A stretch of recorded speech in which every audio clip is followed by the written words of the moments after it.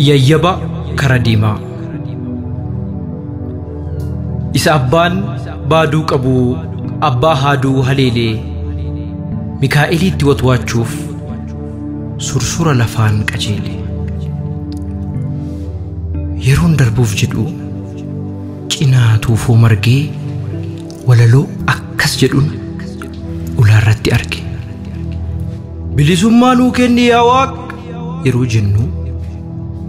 kalee keessaa durbaa akka baasee kennuu dubbii salphaa seenee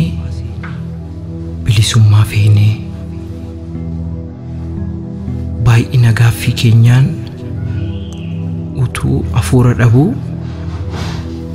Waaqnu ofii isaatiif bilisummaa hin qabu